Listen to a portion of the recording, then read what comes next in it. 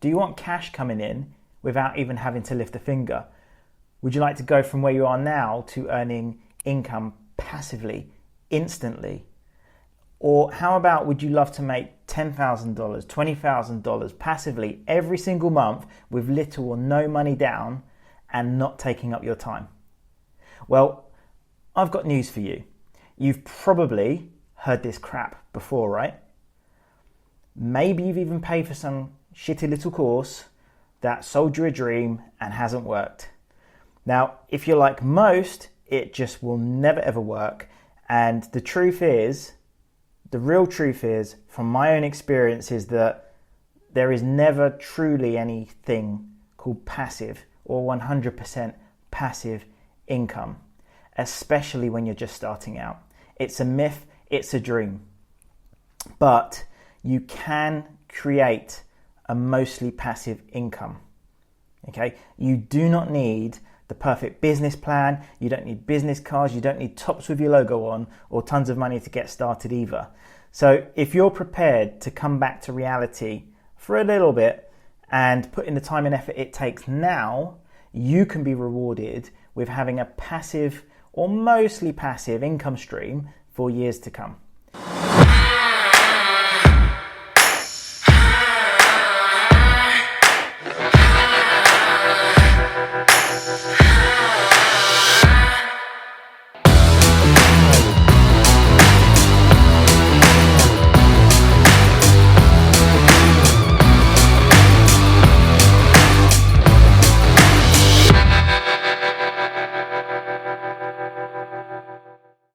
So what I'm going to do is I'm going to go through 7 mostly passive income streams. Okay, I'm going to go through 7 mostly passive income streams. But first of all, I'm going to talk a little bit about passive income and the realities of having it. Okay, so why is passive income not really passive?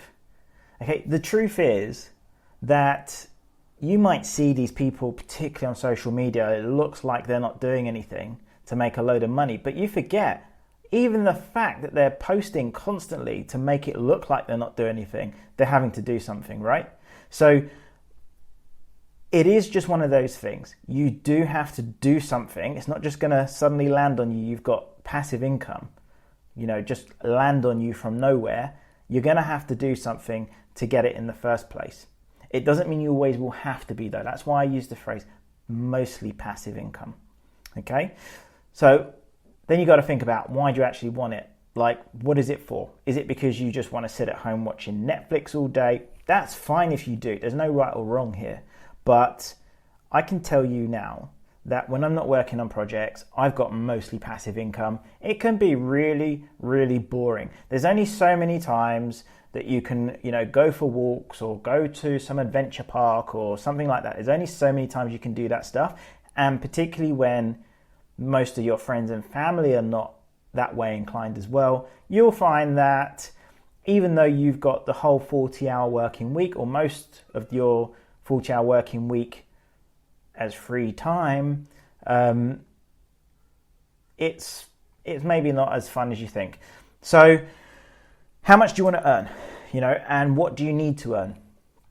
So people can pluck numbers out the sky like, I don't know, I want to earn $1 million a year. Why? What is it for?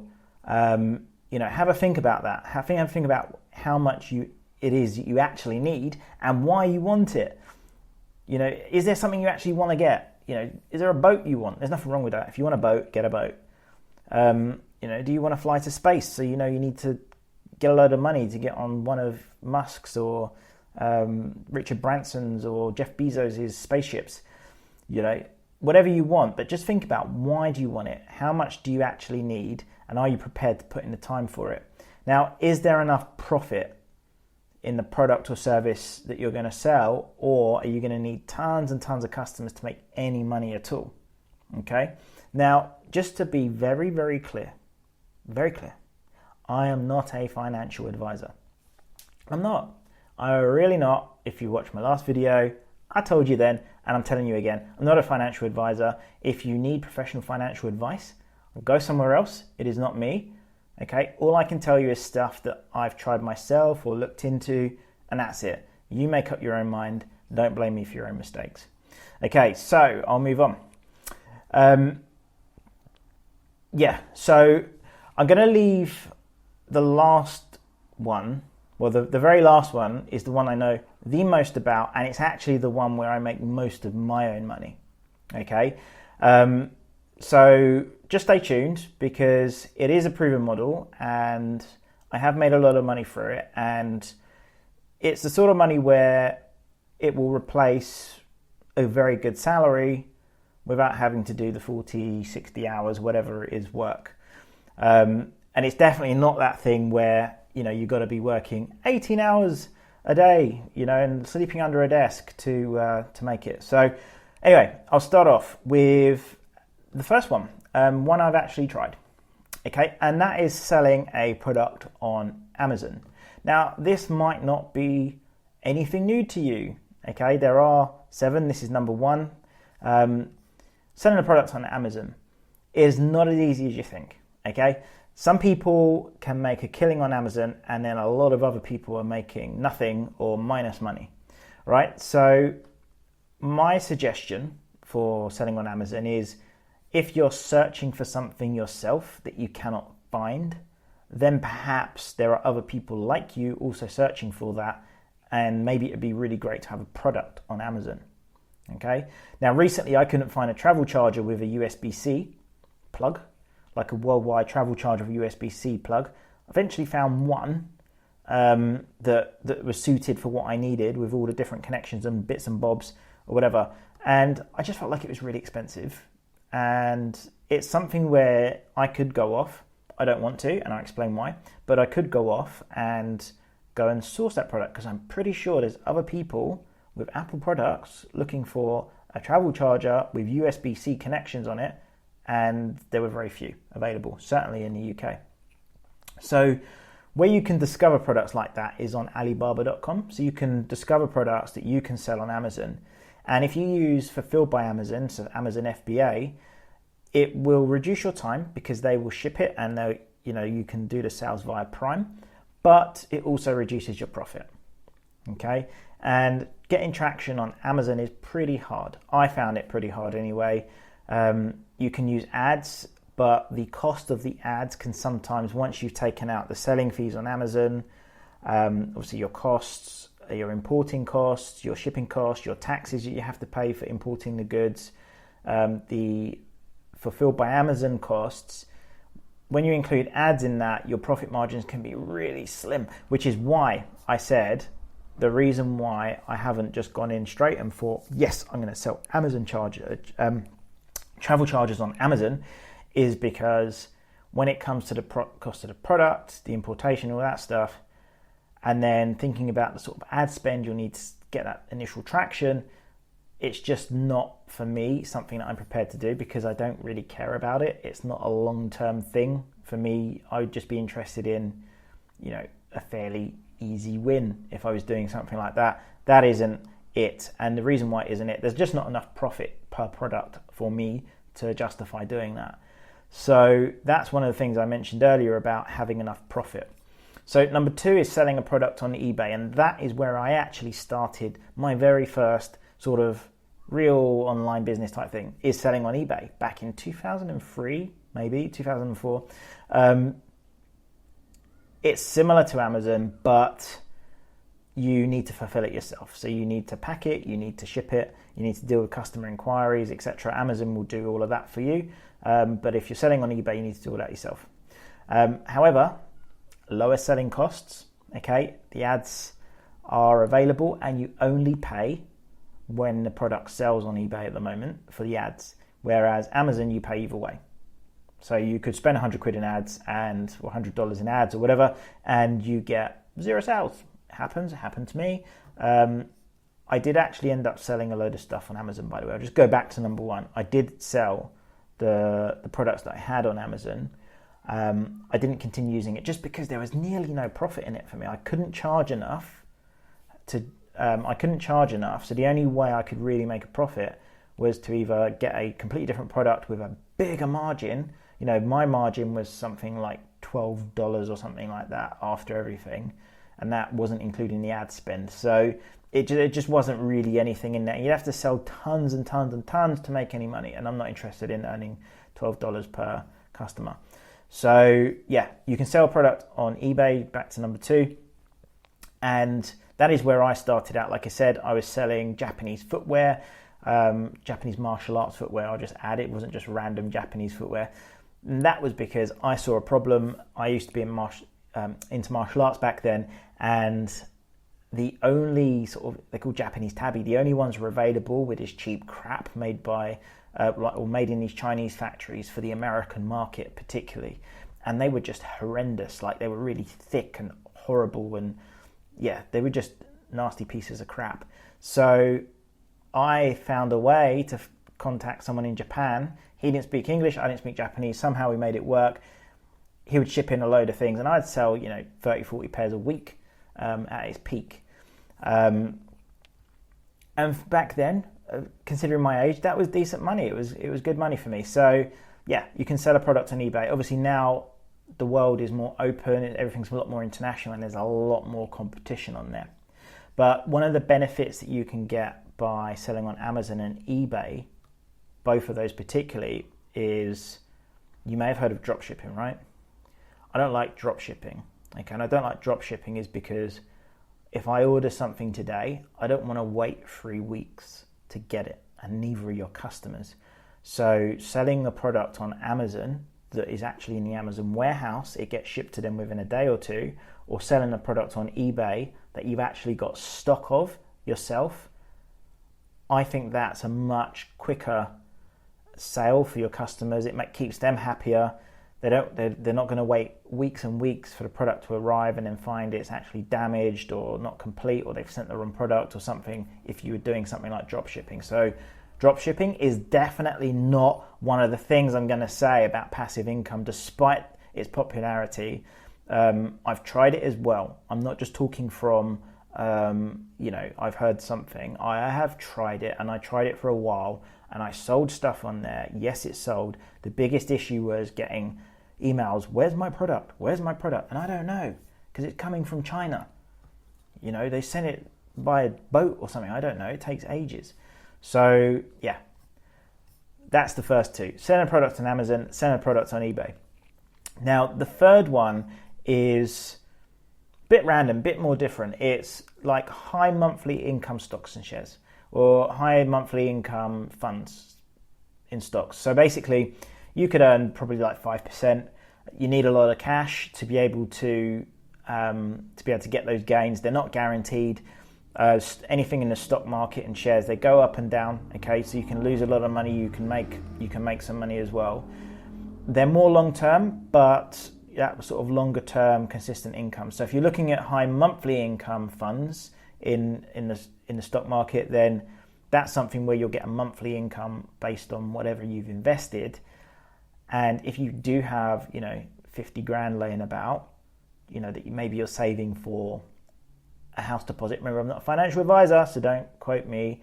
But if you did have £50,000 laying around for like a house deposit, and you knew you weren't going to buy a house in the next, 2 years or something like that, you could easily put that 50 grand into a high monthly income stocks fund, stocks and shares fund, and you could earn 5% off that, 6% off that, whatever. It may go down though, okay, but more often than not, you're probably going to make your money with these. They're managed funds, but they do have fees involved. Now, if you stick it in an ISA, if you're in the UK, your gains are tax-free, which is great. So you can put up to £20,000 per tax year if you're a UK citizen into a stocks and shares ISA, and any gains you make from it is tax-free, which is great.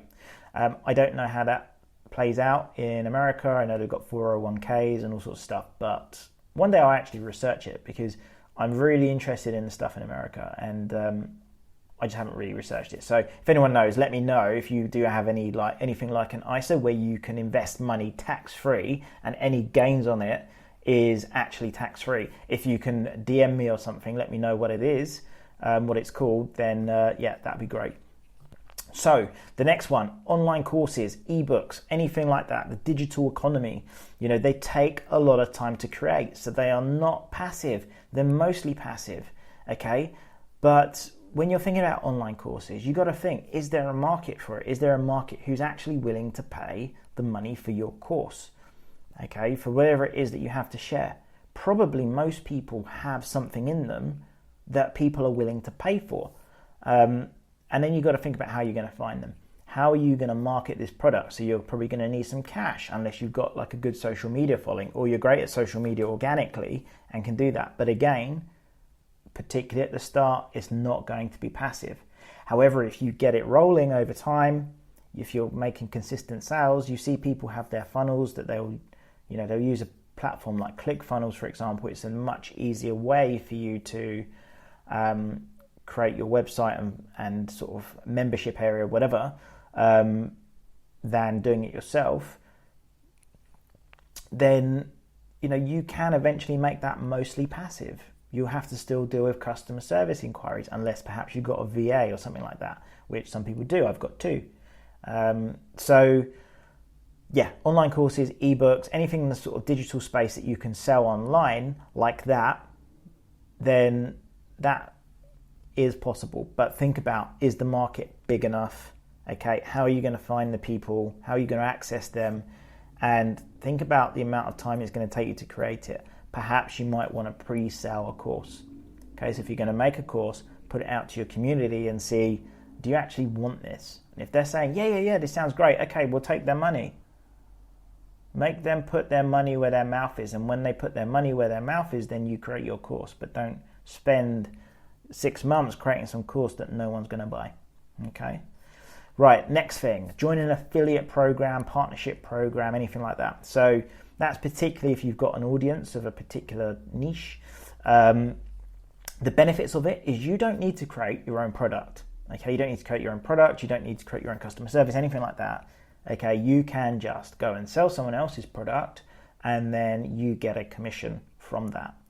Now, I prefer, and actually one of my own affiliate programs that I run is a recurring income program. So an income where someone pays like a monthly or an annual subscription, and every time that they renew their subscription, you get paid.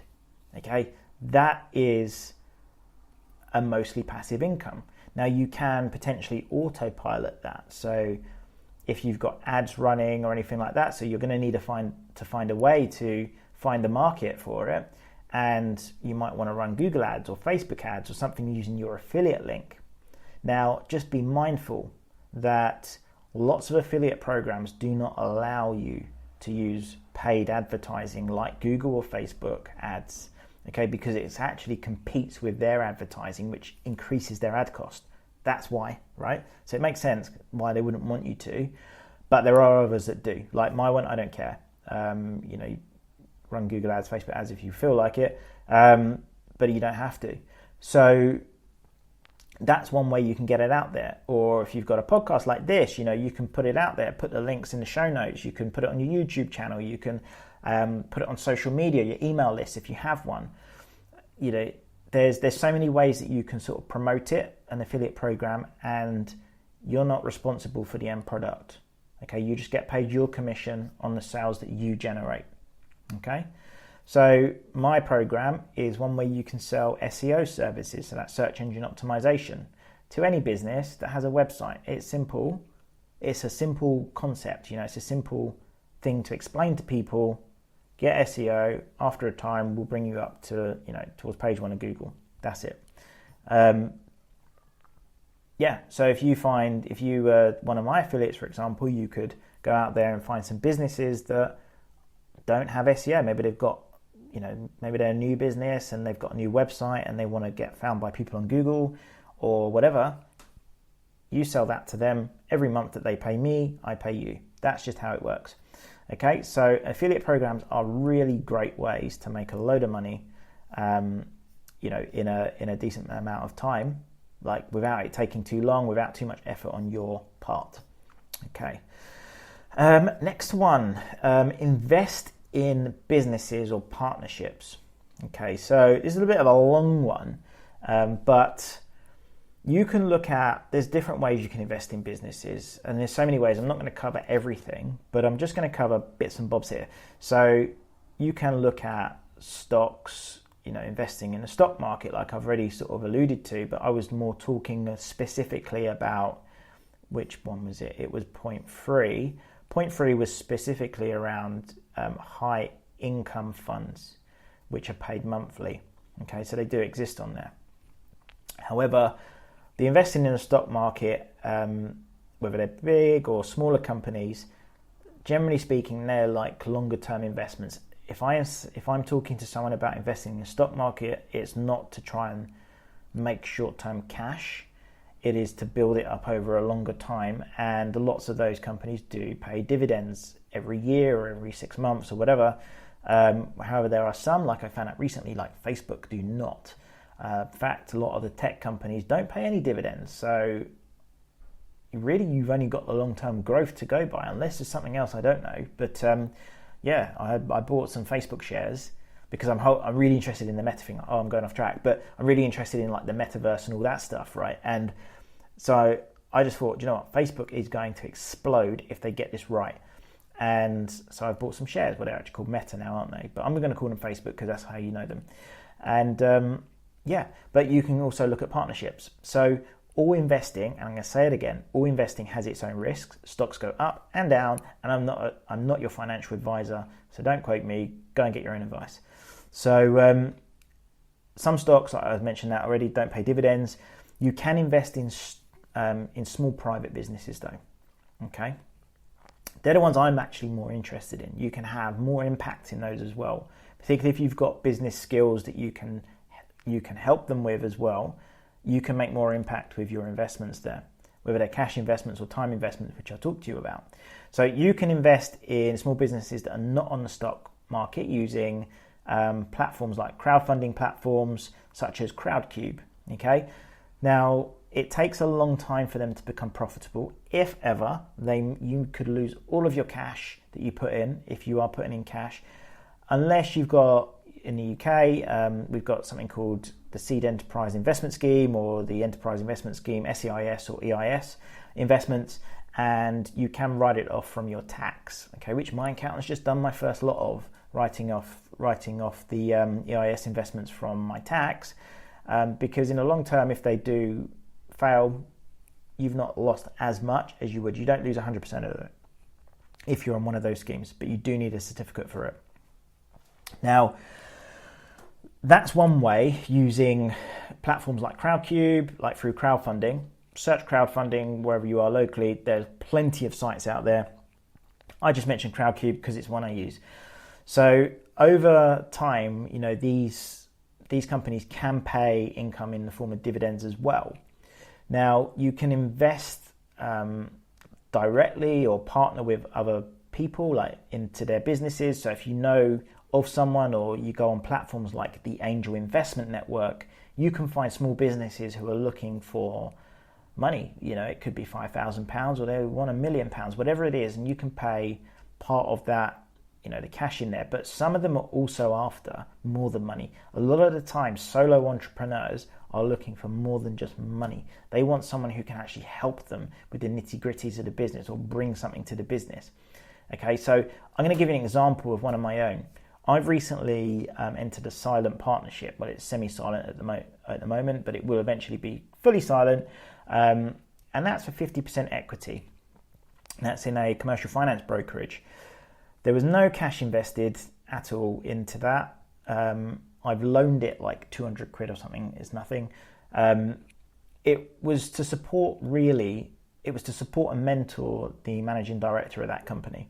Now, it's to help them accelerate in, sort of general business and marketing areas that they knew absolutely nothing about, which has taken me over a decade to learn myself, right? So I'm bringing in over a decade of experience into them just so that they can basically give them an instant business. So they can get on with the technical part that I don't really understand, all the brokerage side of it. They know that. All the business side of it, they didn't know. So helping them out with that, bringing them up to speed without them having to go through all the trial and error that I did, and literally hundreds of thousands of dollars or pounds, whatever it is you want, currency you're looking at, to be able to get there. So my time in this at the very start amounted to a few hours per week in meetings, usually over the phone, mentoring, looking at some stats every now and then. We're just a few months in, we've got, well over £500,000 of deals on the board. They haven't converted yet into real cash, but they are deals on the board which are being progressed right now. Now, if 1% of those go through, that's still great. If 50% of those go through, that's great. There's tons of deals going through our boards at the moment in advanced stages. So for those of you who might be sitting there thinking, well, you're not doing anything, your business partner is doing everything, but you're getting 50%. It doesn't really sound fair, right? Well, firstly, I actually suggested that I take a lower percentage when the company was being formed. Okay, they wanted a 50-50 split. Okay, with the option to buy back a certain percentage after 18 months at the value on the day. Okay, so I actually agreed to that. Eventually, I still think 50% was too much, but that's really what they insisted on. They wanted it to be equal in there. So that's fine. Now, you might not be able to add value to a business in that way. I've not really gone into everything about it because it would just take too long. But you might not be able to add value to a business like that. You may not have like the background or experience or skill set that someone else needs for you to add value, but they always need cash as well. So it might be if you've got $5,000, $10,000, $25,000, whatever you've got, you can exchange that for equity. So you own a portion of that business. You're not running it. Okay, that's the beauty of it. If you want passive income, you don't want to be running the business necessarily, right? So if you invest your money into a business like that, which is someone else's business that you are investing in, so now you own a piece of the little pie. But before you do something like that, make sure you've carried out your due diligence on them, the business idea. Satisfy yourself that it is a viable business and that is a good investment, because you could lose every single penny that you put in, every penny, and get nothing back, right? So be sure that you are happy with your investments, and some you'll lose, some you'll win, but if you've only got a finite amount of money, be really careful about where the money's going and what it's being used for. All right. So you can also be creative with these deals. So if you are really cautious about, the potential super new business, not really got much sort of trading history, they maybe have sold, a few $1,000s of product or whatever, but they haven't, done hundreds of thousands or whatever, which basically, if you're putting in $5,000 and they've only done $20,000 of sales, you might be able to get a fairly large chunk of the business. I'm not talking about 25%, guys. It doesn't work like that, but you might be able to get a fairly large chunk. Whereas if a company's done a few million and you're only given 5,000, you're going to get tiny portions. So the swings and roundabouts for each. So you can be creative with these deals. Okay, it's up to you to negotiate. There's no set rule as such. You can negotiate with these deals. Now, something I see regularly by Mr. Wonderful, he's Kevin O'Leary from Shark Tank, if you don't know him, is a deal where you will get a percentage in equity, but you'll also get back a certain dollar amount until you've made back your money, or 2 times your money or 3 times your money for every product sold. So if a product was sold for like $100, let's say that it's got a margin of $50 like of profit, he might turn around and say, I'm going to take $5 for every product that you sell, okay, until I've made back 3 times my money, and I also want X% equity in the business. Okay, that's something you can put to people, and that's something I'm really interested in doing. When I'm looking at my next investment in a company like that, particularly if it's one that I find pretty risky or where I want to make sure I'm getting some of my money back, like from the very beginning, that's something that I'd potentially put forward. And you can be creative with your solutions. So put it out there, negotiate with the business owners, and see what you can come up with. Now, last one, finally, because I've got a sore throat. Start a service-based business online. Okay, you don't want a glorified job. This is the one where I've got the most experience in. Okay, service-based businesses online. I'm not really a product person. I like the idea of product. I just find them a pain in the ass. That should be an honest view. I haven't really got to grips with selling physical product myself online properly. And I guess it's probably because I've not really had anything like, I don't know, that I give a damn about, I guess, to really put that much effort into it. Now, again, starting a service-based business, or in fact, starting any business, I don't care where it is, what it is not going to be purely passive from the start. I don't care who you are out there. You can come at me all you want, send me whatever you want and tell me what you think is a passive-based business that you can start up online and it's immediately passive. I don't know of any unless you're conning people. Even then, it's probably not passive. So it's one of them things you are going to have to put in some time and effort at the start, particularly. Now, one of the ones that I've made most of my passive income from, or mostly passive income from, because it's still not 100% passive, it's like probably 99% passive for me, but it's not 100%, and it hasn't always been that way. So it's taken years to get where it is today, but that said, I could easily replicate what I've done now within 6 to 12 months, okay? Notice I've said that we have nearly a decade of experience in the industry with 6 to 12 months. And that's my cleaning company. I've got 70-something cleaners at the moment and 6 or 7, I don't know, recruiters and office staff or whatever. And basically I could replace what I've got now within 6 to 12 months because of the lessons I've learned over the years. Now, you don't have those lessons, you don't have that experience. And so how long will it take you? Who knows? You can shortcut these things. You can look at business coaches. You can get people who've already done it. You might find them willing to take equity instead of you paying them cash. Or it might be a mixture of the two. People can help you shortcut, like my business partner has done, like I spoke about in the last one, giving me, offering me 50% of the company in exchange for my knowledge and experience to be able to help them start up the business, okay, and actually get going with things and have a sounding board, have someone to speak to when shit's going down and shit's going wrong, and it has done, and it's helped them to have me on the end of a phone. Sometimes it's 3 or 4 times a day that I might get a phone call.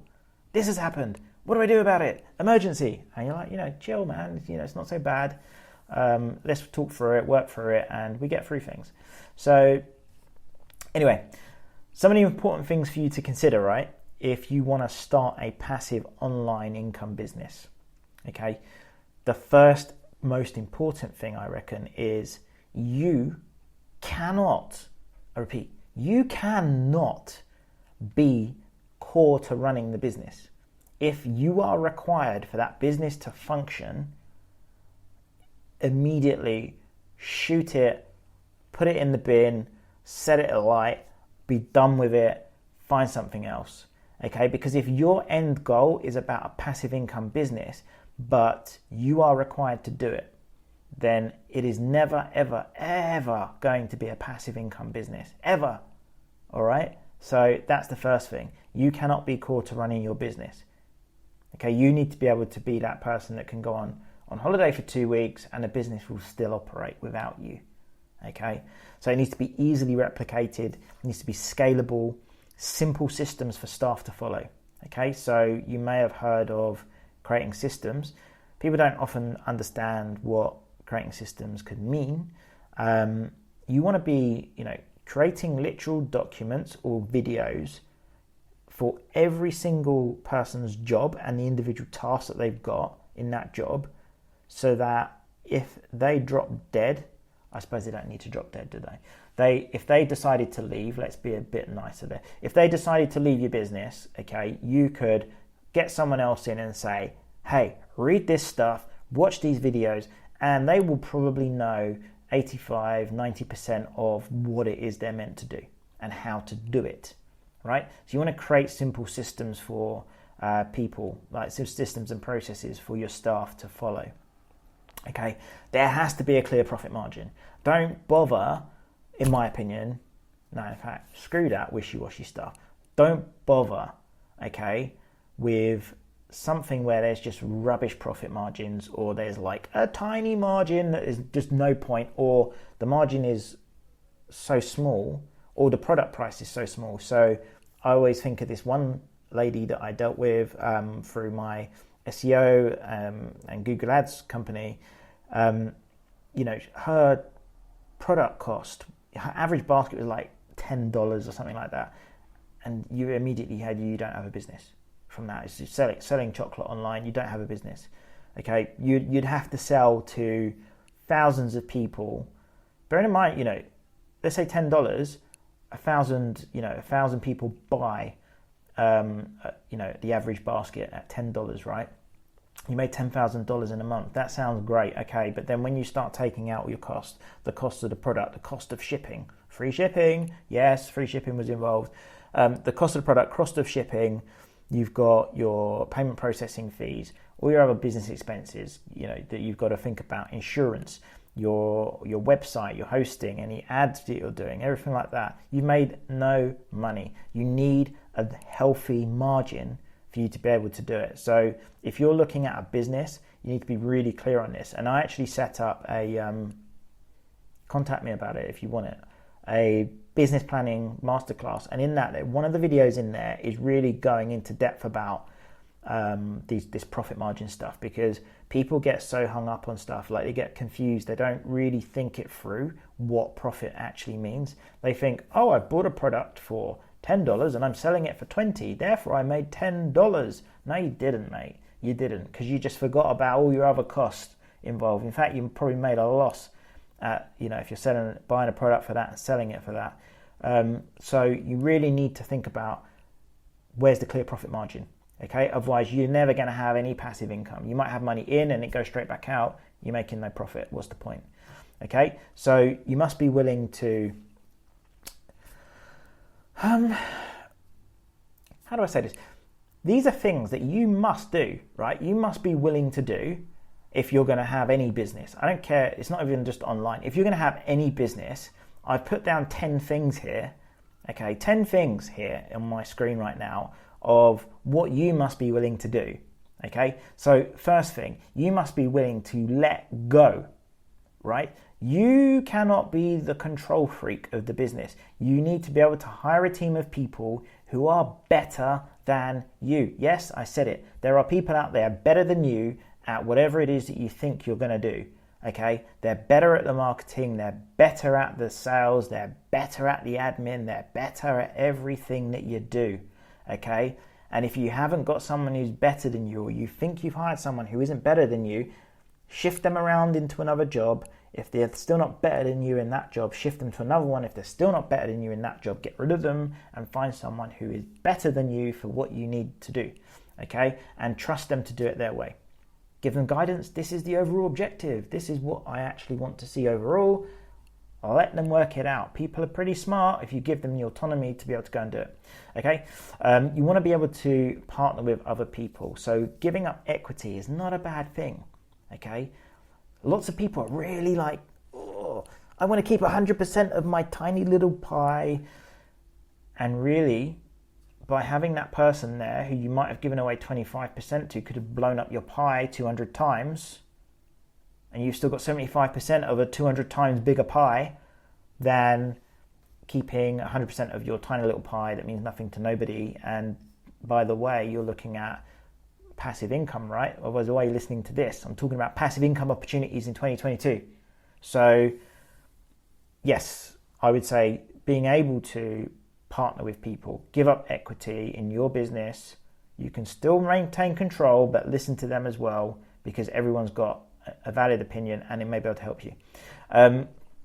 You need to be willing to not be a control freak. Don't be a control freak. Let people get on with it. Like I say, they will find their own way. Sometimes you need to bring people back on track because they go off like that way, and you need them to go over there. So bring them back in, but you need to not be a control freak. It can't be your way or the highway.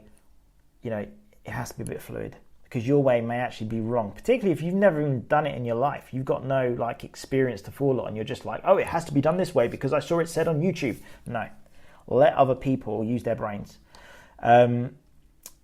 You need to give it time to grow.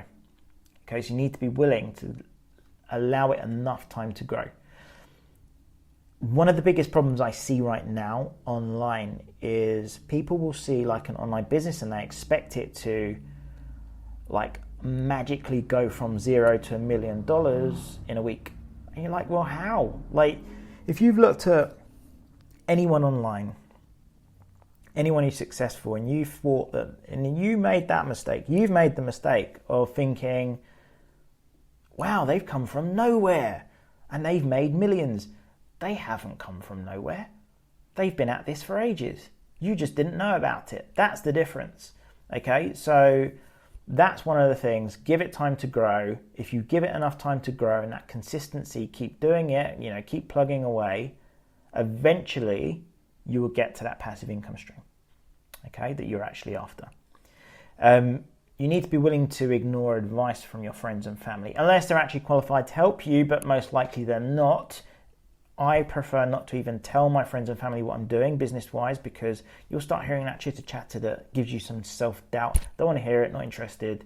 They'll tell you should do it this way. Based on what experience?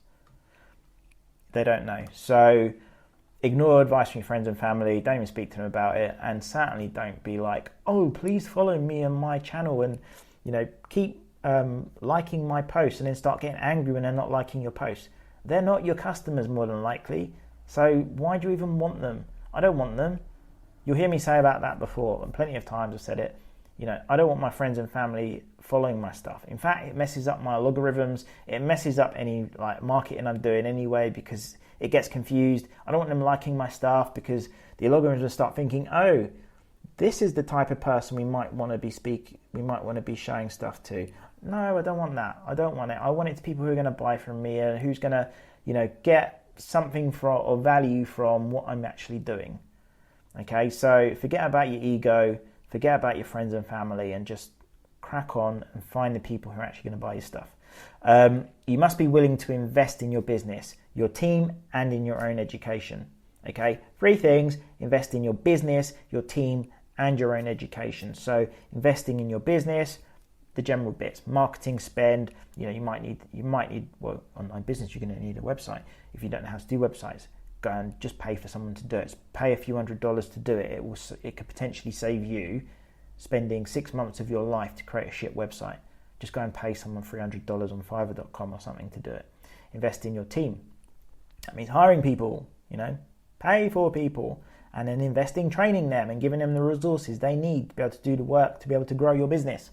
And your own education. So whether that's doing things like audiobooks, online courses, getting coaching calls, or proper coaching program, do it, okay? Because you could, for the sake of $10,000, as an example, you could get a coach, someone like myself, someone like Jessica Lorimer is one of the ones that I use first, who you may be able to get access to them depending on what you're doing and what stage you're at. And they can help you shortcut your journey very, very quickly. Okay, they can save you a ton of money. Like if you think $10,000 sounds like a lot of money to pay for someone to guide you, no, it's not. Because if you're someone like me who did it the hard way at the start and have lost literally hundreds of thousands in trial and error, but more importantly, my time that I will never, ever, ever get back. And I'm like, why did I do that? If you're one of them people, okay, that would rather spend hundreds of thousands of dollars and lose loads of time to find it out your own way, then go ahead. Or go and get a good coach who can guide you down the route you need to be. Okay, so invest in your own education. And you must be willing to lose money sometimes. Take the lessons from it, but forget about the losses. You will make it back. When I lose money, and I still do, I'm always testing stuff now, but I will put the money there and I'll lose it and I'm fine with it. I don't care. I don't think about it. I just move on because I always make it back, be made back by the following month usually, or even in a couple of weeks or whatever. So I wouldn't be that bothered about it. I get it. If you're starting out and you've got a finite amount of money and you've got a family and you've got all these crazy bills to pay, it's more important. But don't be worried about, oh, you've lost $100 and so I'm going to stop with this idea. Remember, Number 4, give it time to grow. Okay, and that means you will lose money over time, or you will be investing in things that doesn't look like it's giving you any benefit, like SEO. People prefer to go to Google Ads, which are really expensive, which is stupid as hell, by the way, but they won't do SEO, and then they find out that they can't sustain Google Ads. Well, really, you should actually be doing them both, but it doesn't look like SEO is working for a while. 6 months, 12 months, 18 months, until you start seeing that consistent income coming from it. So be prepared to lose money sometimes, take the lessons, forget the losses, you will make them back, okay? The next thing, number 8, accept you won't get it right first time, or even the 20th time or 100th time, whatever. You need to be constantly adapting, trialing things, keep moving forward, and do not get put off. Do not get, that sort of defeatist attitude of, oh, nothing works, let me shut it down, go back to my job, it's all a dream. Just keep going, okay?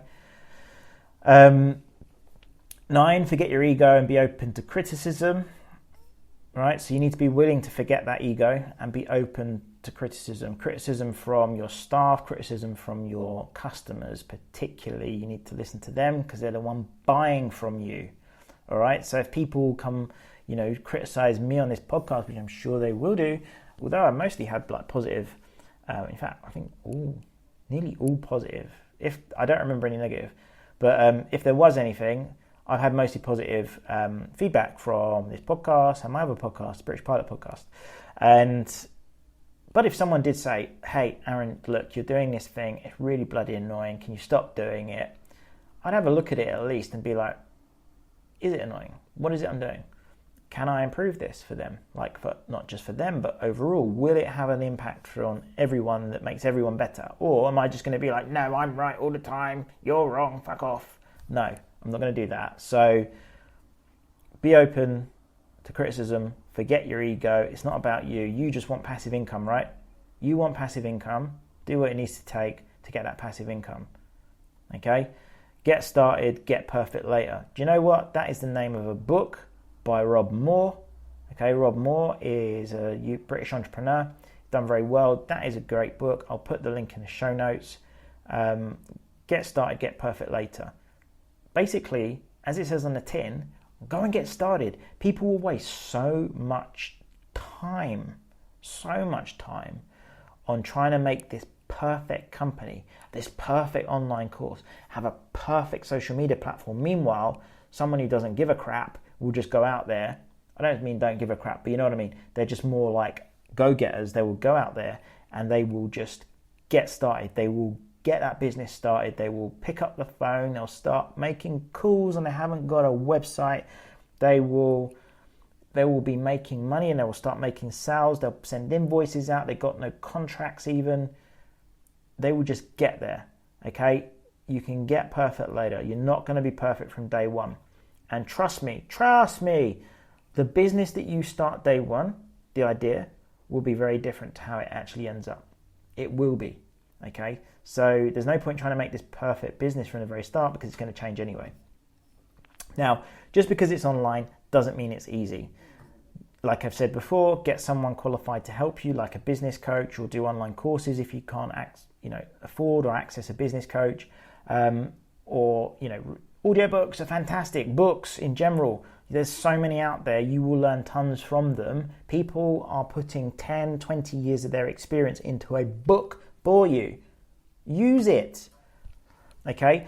Listen to people who are a few steps ahead of you. Okay? I have a tendency to say, hey, I shouldn't really be listening to the lessons of, well, I do, but I wouldn't necessarily listen to the lessons of someone like Warren Buffett as much because he is a X-time billionaire.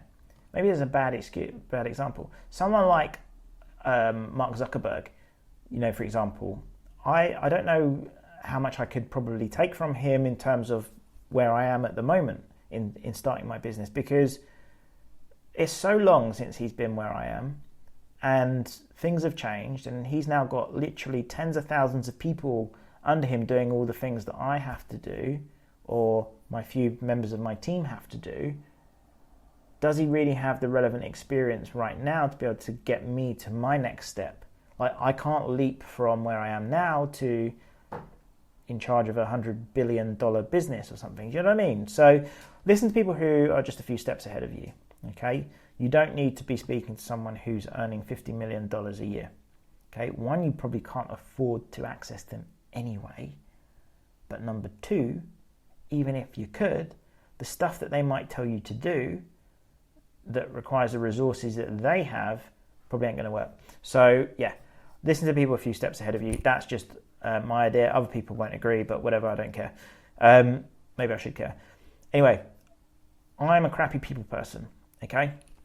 I'm a crappy people person, I'm a shit manager, and I'm too blunt for customer service, all right? I will tell my customers to do one, okay? But I don't actually want to be involved in the day-to-day running of my companies anyway. I don't want to be involved in it. I don't want to be involved with managing the staff day to day. I don't want to be involved with replying to my customers' emails and all that stuff. So I get great people to manage all of those areas for me, to take control of that, so it frees up my time to do the stuff that I actually want to do.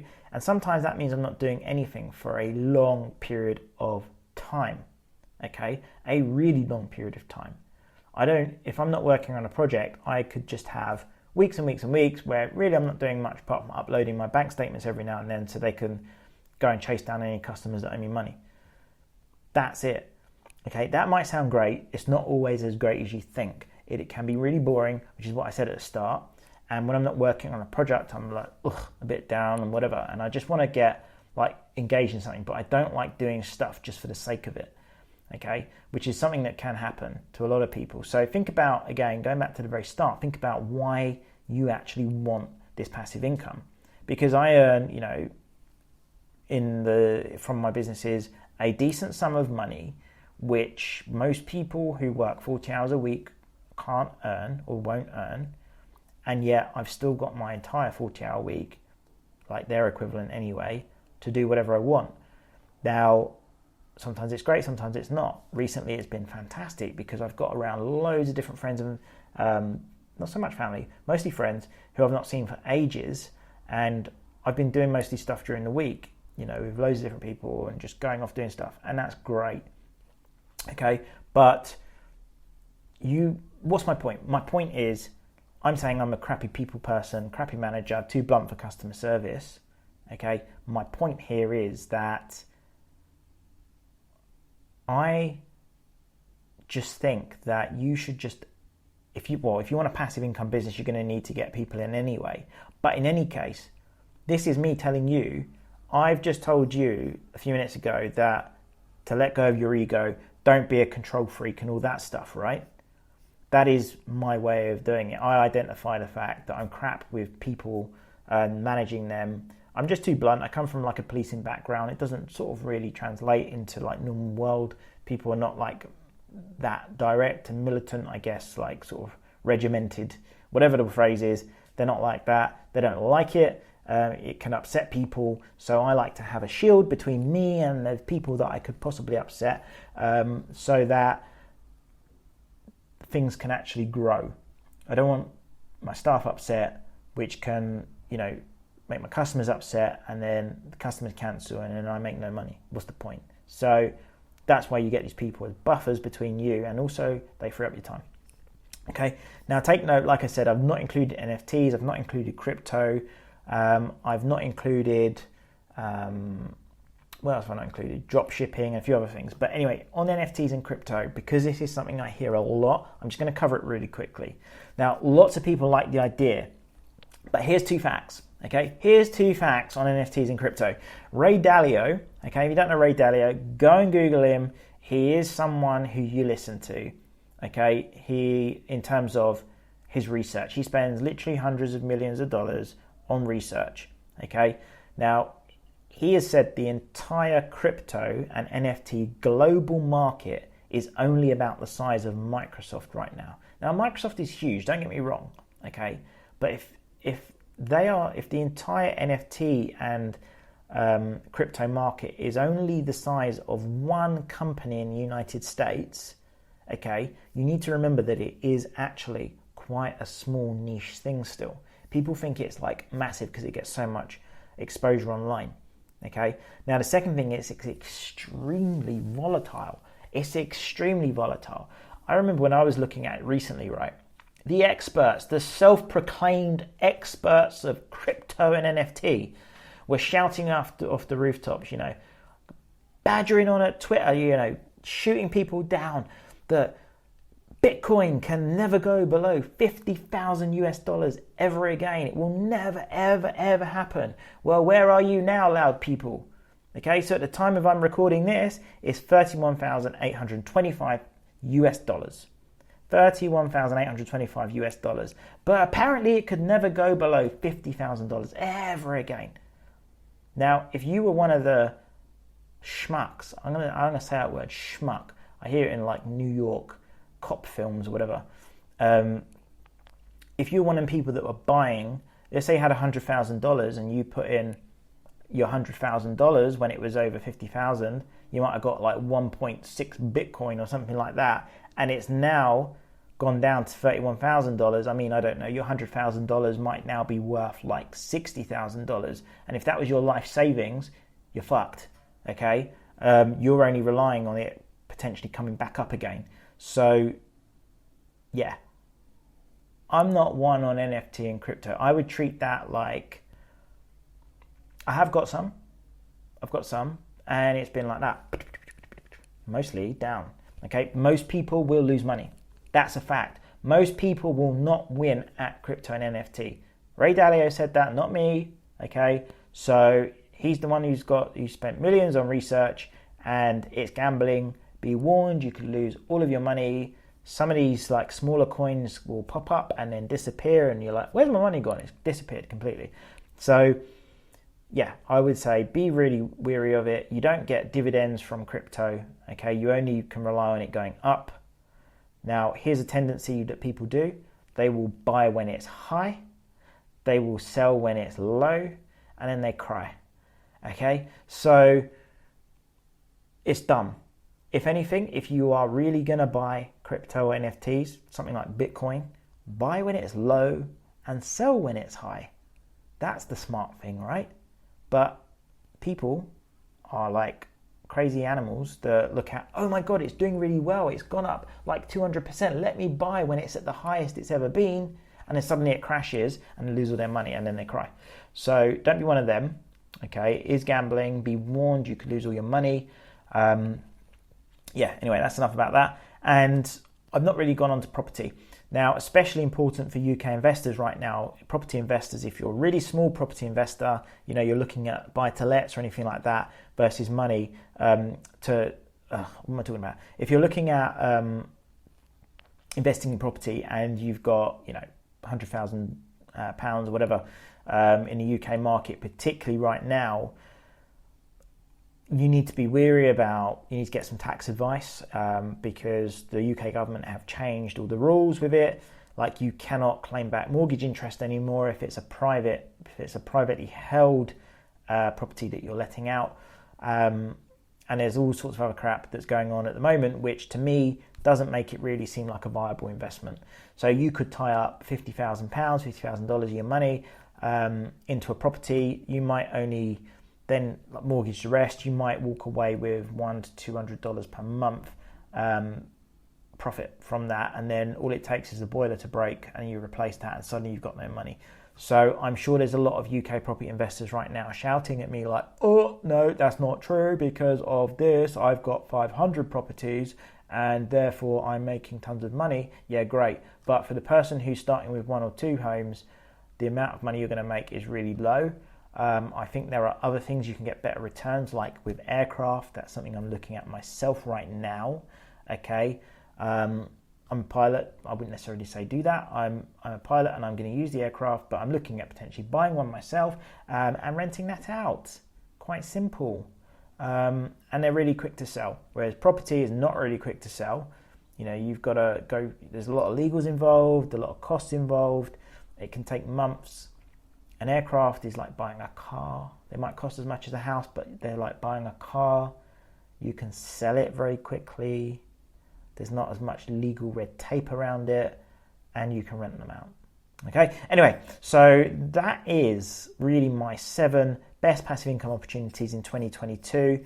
Okay, I'll just recap very quickly. That's selling a product on Amazon, selling a product on eBay, high monthly income, funds in the stocks and shares, online courses, ebooks, join an affiliate program, invest in a business or a partnership, and start a service-based business online. So that's it. That's it from me. I've been Aaron Henriquez. Well, I was yesterday and I am today. All you need to do is, well, if you're not already subscribed, it'd be great if you would. If you'd leave some comments. If there's a review system on however you're watching, leave a positive review. Leave some comments in with your review to let me know if you've got a question. Raise that question. If you've got a comment about anything I've said, maybe you don't agree, maybe you do agree, maybe you have an example yourself that you want to share with others who could be looking, then please put it in the comments. I will read them, and if I can reply to them, some platforms let me, some don't, then I will reply. So good luck. There are passive income opportunities out there. As I say, there are ones that are mostly passive. They're not going to come overnight. So if you are looking for a really quick win, an overnight win, you're probably not going to get it. You need to probably rethink about how much time you want to allow. So some of these ideas are 6 months, a year down the line. Some of them are a bit quicker, but it all depends on you. And remember, I am not your financial advisor. If you want financial advice, go and get a professional. It's not me. You can visit my website at any point. If you want to visit the website and have a look at any of the courses I do, you've got the business planning masterclass, online coaching programs, whatever, get in touch. Links will be down there somewhere in whatever platform you're listening in. And until next time, goodbye.